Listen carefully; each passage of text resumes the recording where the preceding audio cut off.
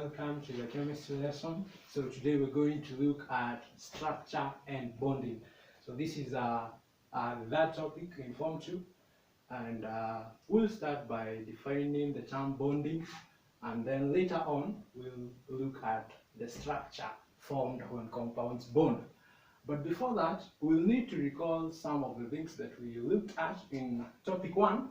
In topic 1, we looked at the ion formation, where we saw that atoms generally tend to lose electrons or gain electrons in order to obtain the stable configuration, which we said is the noble configuration, either the duet or the octet. And when the atom loses or gains electrons, it results into formation of two types of ions. That's the cation and the anion. So the cation is the positively charged particle. It's formed by those species that react by losing electrons, while the anion is the negatively charged ion. It's formed by those species that react or tend to form the ion by gaining electrons. Then we'll also look at the importance of the valence electrons in bond formation. So let's first define the term bond. What's a bond? So generally, a bond is an attractive force that holds particles together. We have very many types of bonds, social bonds. There are very many, but today we are going to concentrate on the chemical bond, that attractive force that holds the particles together. And in this case, the particles we are referring to are the atoms and the molecules, compounds. Yeah, those are the particles we're referring to. We have several types of bonds. The major bonds that we have the ionic bond, we also have the covalent bond, and we also have the metallic bond. I would like us to start with the first bond, which is the ionic. So this bond is also referred to as the electrovalent bond. So what is an ionic bond? In the simplest words possible, so ionic bond is a bond formed when metal reacts with a non-metal.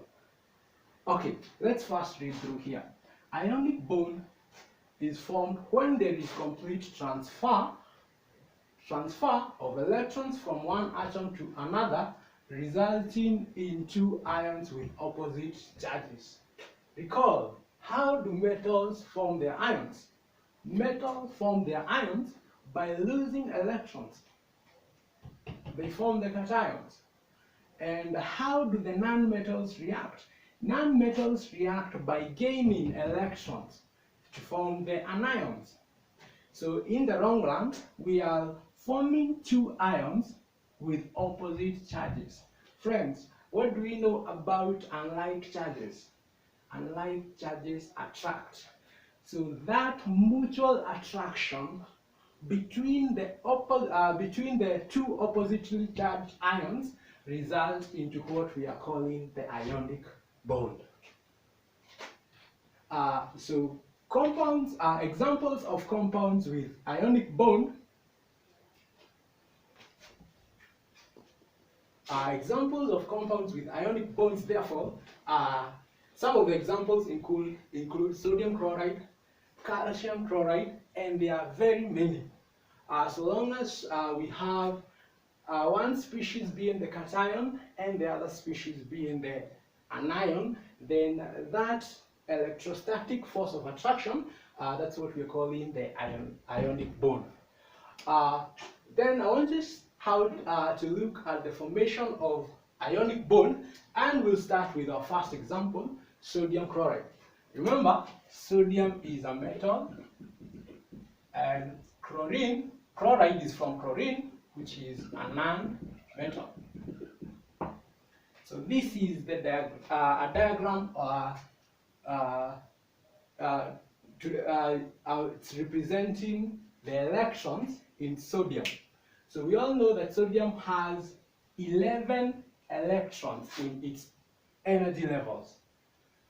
Actually, it has 2 electrons in the first energy level 8 electrons in the second energy level, and 1 electron in the outermost energy level.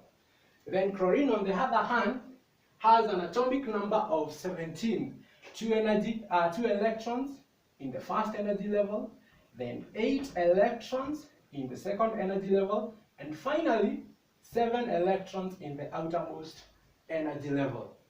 So how do sodium and chlorine form the ionic bond? So from our definition here, we said that an ionic bond involves complete transfer of valence electrons. So valence electrons are the electrons in the outermost energy level of an atom.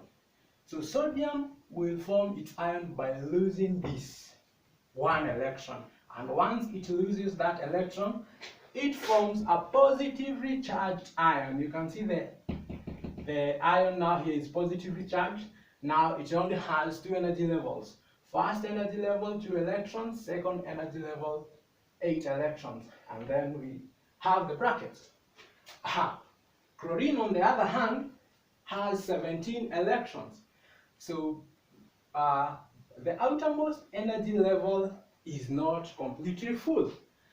We need to add 1 more electron to this energy level in order for chlorine to obtain the stable configuration.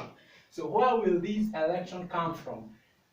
These electrons, as you can see here, as I've demonstrated this, it has gained the electron that was lost by the metal, by the sodium. So, and as a result, once it gains the electrons, it forms a negatively charged particle. A negatively charged particle. So now here we have a positively charged particle and a negatively charged particle. Positive, negative always attract, resulting into our ionic bond. So that's how the ionic bond in sodium chloride is formed. Let's look at another example right here. How is the ionic bond formed in sodium oxide? Of course, sodium has an electron configuration of 281. Oxygen has an atomic number of 8, 2 electrons, first energy level, 6 electrons in the second energy level. So it has a deficient of 2. So let's look at how they're going to form their bond, their ionic bond. So of course, sodium is going to lose its valence electron, which is 1. But there is a problem. Oxygen needs 2 and sodium has 1. So what do? We must ensure that we have 2 sodium, so that each sodium provides or gives or loses 1 electron, so that we have the 2 electrons, and those 2 electrons are gained by 1 oxygen. So that's why we have to put 2 here to show that we need 2 sodium, each sodium to give us 1 electron, and so we'll have 2 electrons.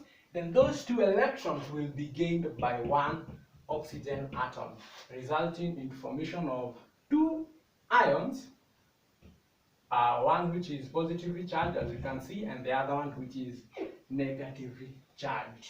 And as a result, we have now what we are calling the ionic bond. So that marks the end of our lesson. I will continue from there. Thank you.